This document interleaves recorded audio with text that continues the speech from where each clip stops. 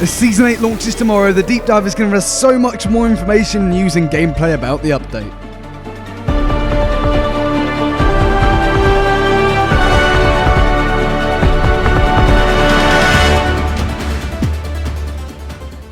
Okay, so Sea of Thieves have released the deep dive which they normally do before every season, and in it we actually get a lot more gameplay footage, especially regarding the new hideouts which we'll be covering later on in the video. Alright, let's get started because there is a ton to get through.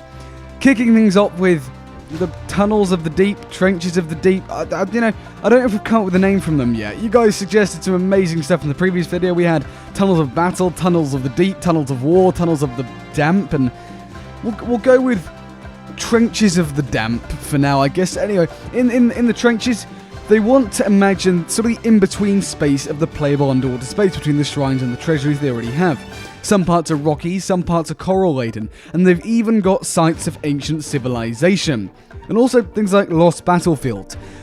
Now, the way that these work isn't actually like the Tunnels of the Damned, it's similar.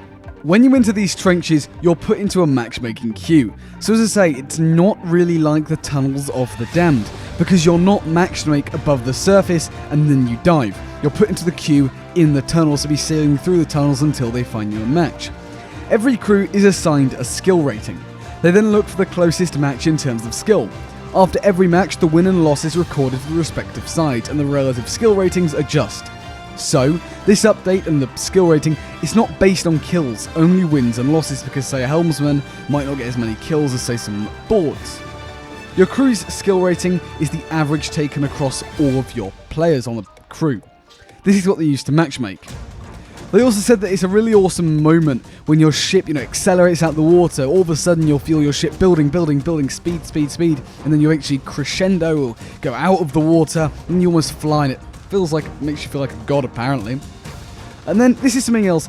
The losing crew gets migrated, we know this, but they showed this clip. This is of your ship sinking, and it seems quite cinematic. So do you sink with your ship and then you get black screen? Who knows? Another thing, at Streak Level 4, they've confirmed that the effects around your figurehead wrap around your ship. Nice little touch. You're not locked into factions. This was some common misconception. You're not locked into them, folks. You're not. You can do whatever faction, you can wear whatever curse. You're not. They don't do this kind of thing. Now we're going to move on to the environments. When you reach faction level 100 with the Gardens of Fortune, you speak with the Pirate Lord, and then he'll open a new door in his cabin. This is really cool, and it's sort of the entrance to the place where you'll be greeted with this whole big area of the new Athena's Fortune place. There is the live battle ongoing for the Sea of Thieves as well, and this is really cool. There are chroniclers across both factions, and they'll constantly update players on how the fight is going. The developers are tracking live percentages across wins and losses, and are going to be representing that in the chroniclers. It's such a cool feature, this.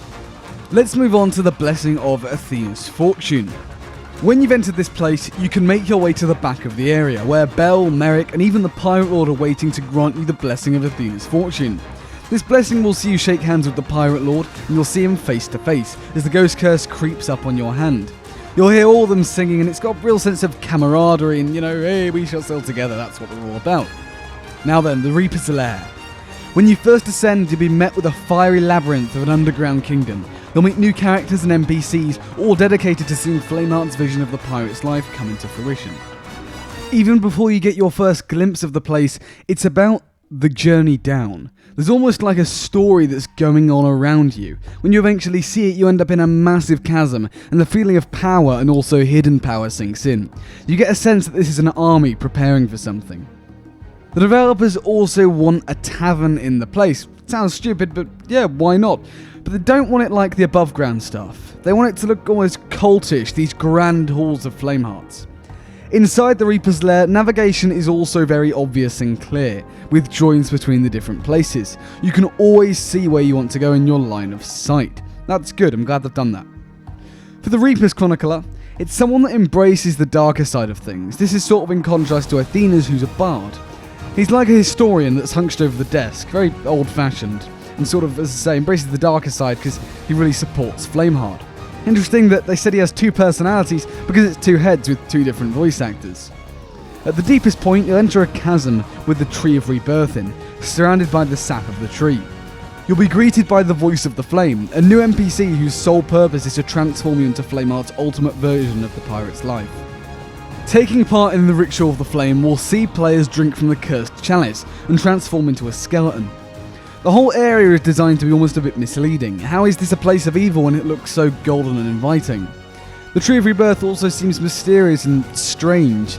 It's weird seeing a tree underground. You get an understanding of why some people may wish to tread the path of Flameheart. Now these cutscenes are some of the biggest they've done in Sea of Thieves, so they walked us through the process of it, which is pretty interesting. We actually learned that animation in Sea of Thieves is done with motion capture, so all of the cutscenes, every character that's animated is, well, it's been acted in real life, and then they, as I say, motion capture it. In the Reaper's Lair, they want to give the feeling of your skin burning away, your insides burning away, the power from the sap.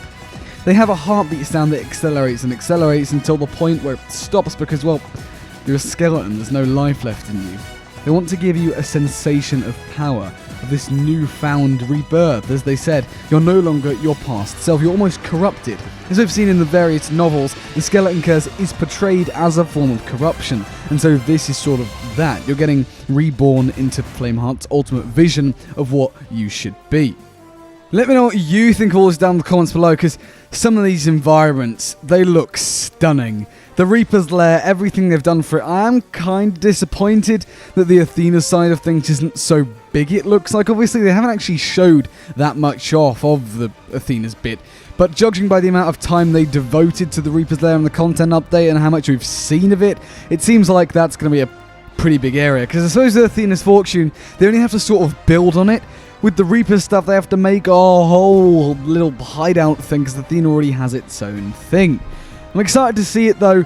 It looks like it's going to be an amazing labyrinth to explore. Nonetheless, the Athena side still looks phenomenal, and I'm sure it will be. Like, really, the developers have done a stunning job. Anyways, that does just wrap everything up. So let me know what you think of all this down in the comments below. As I say, I'm really interested to find out. But thank you so much for watching. If you did enjoy them, please do consider leaving a like. It really helps out the channel an absolute ton, and subscribe to stay up to date with all the latest Sea of Thieves news as and when it comes out. We're at a really exciting point with the game, and you definitely don't want to miss a single bit of information as and when things come out, because sometimes it's really hard to follow, so why not hit the bell as well. But apart from all that, thanks for watching, and I'll see you later.